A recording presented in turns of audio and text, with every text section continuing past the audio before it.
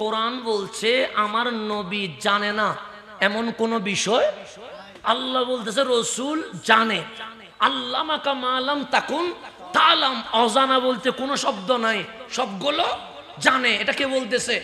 তো ইলমে গায়েব শুধু জানে তা নয়, উম্মতকে প্রয়োজন হলে ইলমে গায়েব জানাতে কখনো কৃপণতা করেন না। কে বলছে?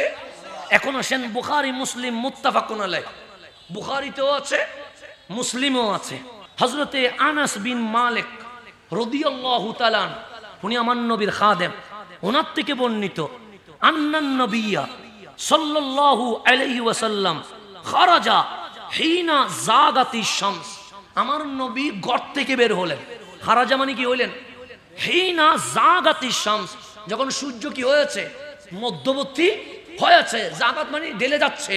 ওই সময়ে গড় থেকে বের হলেন। বেরিয়ে কোথায় আসলেন? মসজিদে নববীতে আসলেন। ফাসাল্লা যুহরা, জোহরের নামাজ আদায় করলেন।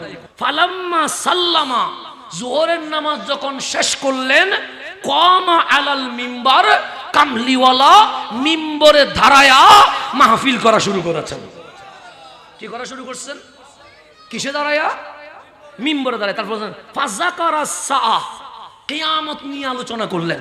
তারপর ওয়াযাকারা আন্না বাইনা ইয়াদাইহা উমুরান ইজামান, এই কিয়ামত পর্যন্ত যত বড় বড় ঘটনা ঘটবে সমস্ত ঘটনা আমার কামলিওয়ালা মিম্বরে দাঁড়ায়া সাহাবায়ে কেরামকে বলে দিয়েছে। রাসূল পাক হঠাৎ থেমে গেলেন। হঠাৎ কি করলেন? বক্তব্য থামাইলেন। কেন? সেখানে সাহাবী যেমন আছে, কোনায় কোনায় মুনাফিকও আছে। কোনায় কোনায় কি আছে? তো রাসূল যখন কিয়ামতের কথা বলতেছে, কিয়ামত হওয়ার আগে কি কি ঘটনা ঘটবে বলতেছে, কিছু কিছু মুনাফিকের ভিতরে আসতেছে, এগুলা কি সত্য? এটা কি ঠিক আছে? মানে ইলমে গায়েব নিয়ে সন্দেহ করতেছে। কি নিয়ে? মুখে বলে নাই, কিসে বলতেছে? মনে মনে। আমার রাসূল বক্তব্য তামাই বলছে, মান আহাব্বা আইয়াস আলা আন শাইইন ফালিয়াসআল আনহু, তোমাদের মধ্যে যার ইচ্ছা হয় যে কোনো বিষয়ে প্রশ্ন করো, আমি নবী উত্তর দিতে রাজি আছি। ফাওয়াল্লাহ, ফাওয়াল্লাহ মানে খোদার কসম। আমি বলি না, কে বলতেছে? রহমাতুল্লিল বলছে, লা তাসআলুনি আন শাইইন ইল্লা আখবারতুকুম বিহি মা দুমতু ফি মাকামি হাযা, আমি যেই জায়গায় আছি দাঁড়ায় আছি, খোদার কসম আজকে যা প্রশ্ন করবা বলবো না, জেনে বলবো, আগামীকাল বলবো, এক সপ্তাহ করে বলবো না।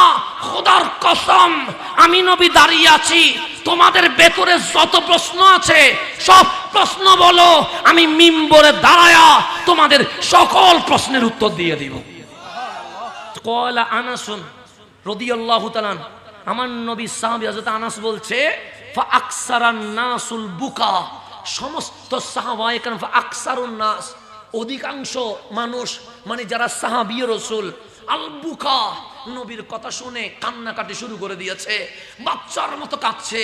কেন? এটা রহমতুল্লিল আলামিন, ওনার কদমে আদবের নাম ঈমান, বেয়াদবির নাম বেঈমান। ফা আকসারুন নাস আল বুকা, সবাই কি করতেছে? কাঁদতেছে। কেন?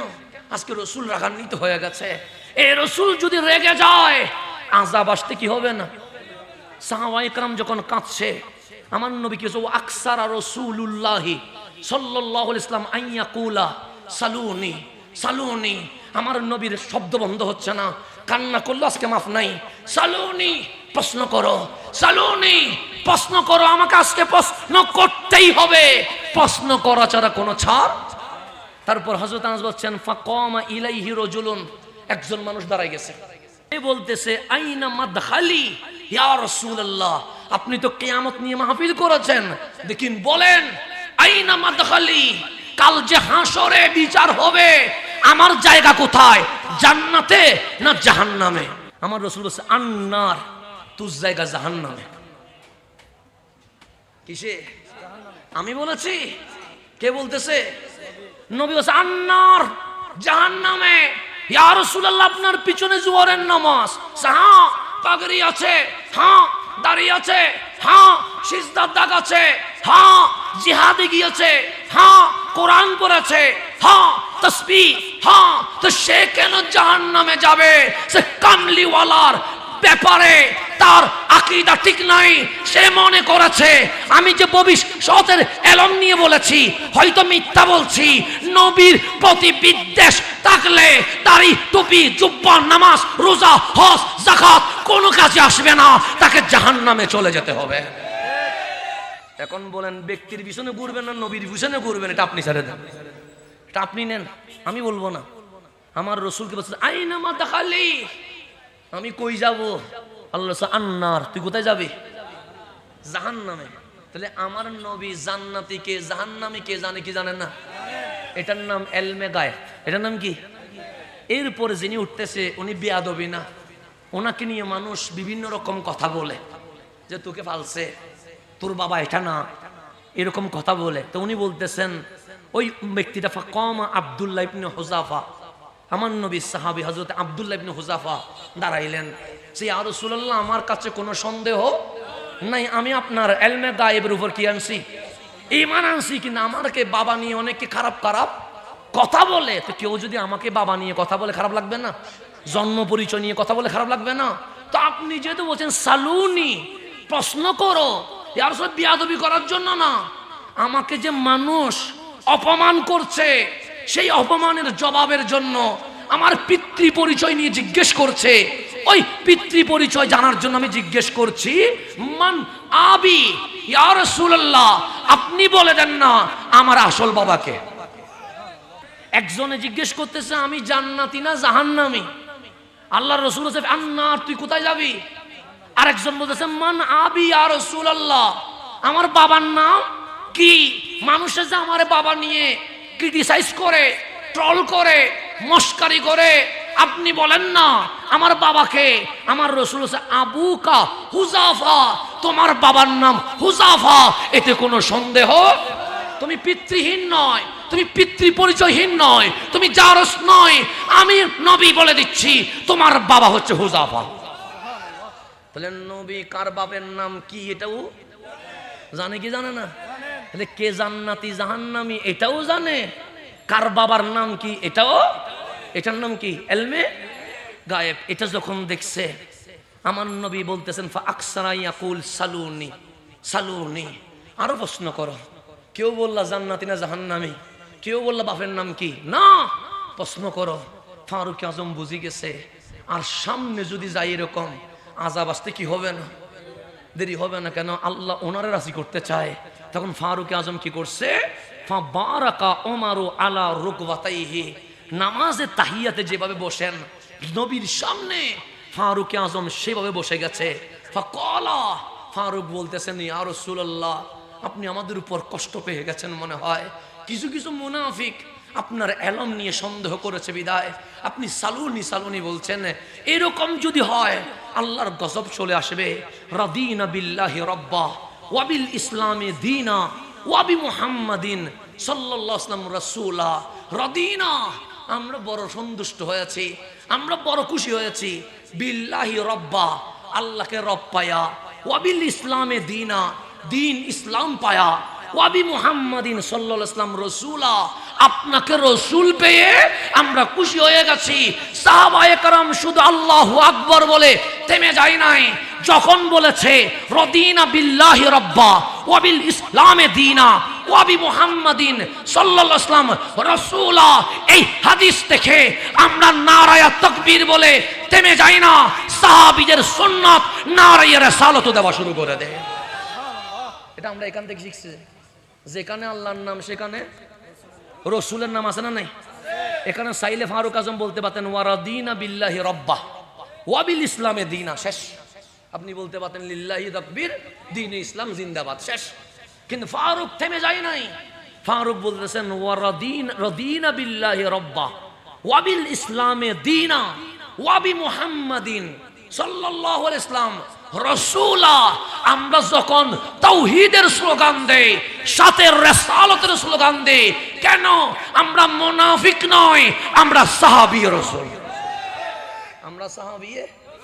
যখন ফারুক আজম নামাজের শুরুতে হইয়ে এই বারবার বলছে রাদিনা বিল্লাহি রাব্বা ওয়া বিল ইসলামে দীনা ওয়া বি মুহাম্মাদিন সাল্লাল্লাহু আলাইহি ওয়াসাল্লাম রাসূলা, ফাকালা, হযরত আনাস বলেন ফাসাকাতা রাসূলুল্লাহ সাল্লাল্লাহু আলাইহি ওয়াসাল্লাম হিনা ক্বালা উমর, ফারুক আজম যখন এই কথাগুলো বলতেছে আমার কামলিওয়ালা আস্তে আস্তে শান্ত হয়ে গেলেন, চুপ হয়ে গেলেন, আর সালুনি শব্দ বলে নাই। সুম্মা ক্বাল, আমার রাসূল শান্ত হয়ে বলতেছেন ওয়াল্লাযী নাফসি বিয়াদিহি, যার কুদরতি হাতে আমার জান, সেই আল্লাহর কসম করে বলছি লাকাদ উরিদাত আলাইয়াল জান্নাহ ওয়ান নার আনিফান ফি উরদি হাযাল হায়াত।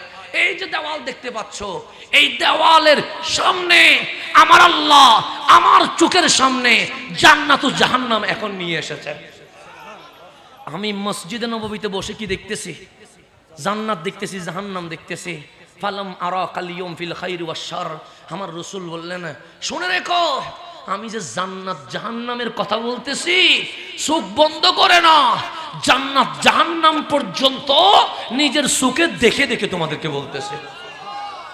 আন ওমর রাদিয়াল্লাহু তাআলা, আমার নবীর সাহাবী, অর্ধ জাহানের বাদশা, খলিফাতুল মুসলিমিন, আমিরুল মুমিনিন ফারুক আজম বলতেছেন, ইয়াকুলু বলতেছেন ফাকামা ফিনা নবী সাল্লাল্লাহু আলাইহি ওয়াসাল্লাম মাকামান, আমার রাসূল একটা জায়গায় দাঁড়িয়ে গেছেন। কি করলেন? দাঁড়ানোর জায়গায় রাসূল দাঁড়াইলেন। ফা আখবারানা, আমাদেরকে সংবাদ দিলেন, নিউজ দিলেন, বক্তব্য দিলেন।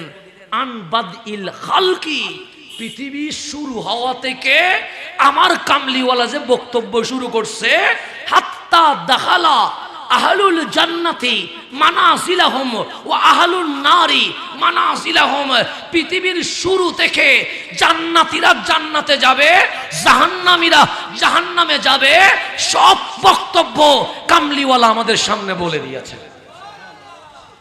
মিন বাদিল খালক, পৃথিবী কি হওয়া, বদন মানে শুরু হওয়া, পৃথিবীর শুরু থেকে হাত্তা দাখালা আহলুল জান্নাতি মানাজিলাহুম, জান্নাতীরা যে কোথায় যাবে? জান্নাতে যাবে। ওয়া আহলুন নারি মানাজিলাহুম, জাহান্নামীরা যে জাহান্নামে যাবে, সেই কথা পর্যন্ত নবী কি করে দিয়েছে?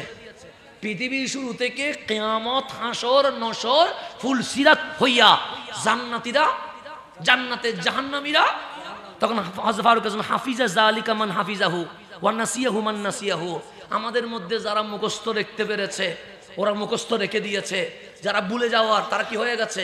ভুলে গেছে। কিন্তু আমার কামলিওয়ালা জানাইতে কোনো কৃপণতা করে নাই, কামলিওয়ালা সবটাই আমাদেরকে জানিয়ে দিয়েছে। শুধু রাসূল ইলমে গায়েব জানেন তা নয়, ফারুক আজম বলতেছে রাসূল ইলমে গায়েব আমাদেরকে পৃথিবীর শুরু থেকে জান্নাতীরা জান্নাতে, জাহান্নামীরা জাহান্নামে, সবটাই কামলিওয়ালা আমাদেরকে বলে দিয়েছে। আপনি যদি আরো যান, আমরা হুজুরদের থেকে শিখেছি হাদিস সহিহ, হাদিস কি সহিহ, সফরা রাসূলুল্লাহ সাল্লাল্লাহু আলাইহি ওয়াসাল্লাম, আমার রাসূল সফর করতেছেন। কি করতেছেন? সফর করার সময় হঠাৎ কামলিওয়ালা থেমে গেছে। সাহাবায়ে কেরাম অবাক হয়ে গেছে, ডাক দিলেন ইয়া রাসূলুল্লাহ, এটা তো থামার মতো কিছু না, এখানে পানিও নাই, খাবার মতো কিছু নাই, থেমে গেলেন যে? কামলিওয়ালা বলতেছে আমি যেমন জমিনের উপর দেখি তেমন জমিনের নিচে দেখি, এই দুই কবরের ভিতরে আযাব হচ্ছে, আমি নবী নিজের চোখে দেখতে পাচ্ছি। আমার নবী বলতেছেন ওগো সাহাবী, কেন আযাব হচ্ছে জানো? এই কবরের মানুষটা সুগুলহুরি করত, নিন্দা করত, গীবত করত। এই কবরের মানুষটা পেশাব করে ভালো করে পানি নিত না, পবিত্র হইতো না, সেই কারণে আযাব হচ্ছে। তাহলে কোন 1000 বছর আগে কি গুনাহ করছে এটাও আমার নবী জানে। তাহলে অতীত জানে, বর্তমানও জানে। কি জানে না? কখন মারা গেছে কোন ঠিক ঠিকানা নাই, কয়শো বছর আগে মরছে কেউ জানে না। কিন্তু আমার নবী বলতেছে এই মানুষটা সুগুলখুরি, গীবত, নিন্দা এগুলা করতো, এই মানুষটা পবিত্র থাকতো না, অপবিত্র থাকতো, সেজন্য কি হচ্ছে? আযাব হচ্ছে। আমার নবী কি করলেন বলেন? সাহাবী ওই খেজুর গাছের ডালটা কাটো, ডাল কাটলেন, আমার নবী ডালকে দুইটা অংশ করলেন, দুই কবরে ঘিরে দিলেন। সাহাবায়ে কেরাম অবাক হয়ে গেছে, ইয়া রাসূলুল্লাহ, গাছ থেকে ডাল কেটে দুই ভাগ করে দিলেন কেন? কামলিওয়ালা বললেন এই ডালগুলা যতদিন শুকাবে না ততদিন আল্লাহর জিকির করবে, এই ডালের জিকিরের কারণে কবরের ভেতরের আযাব হালকা হয়ে যাবে। তাহলে কবরের আযাব হালকা হওয়া তা ভবিষ্যৎ কেমনে হালকা হবে, ভবিষ্যতের এলম এটাও আমার নবীর কাছে আছে।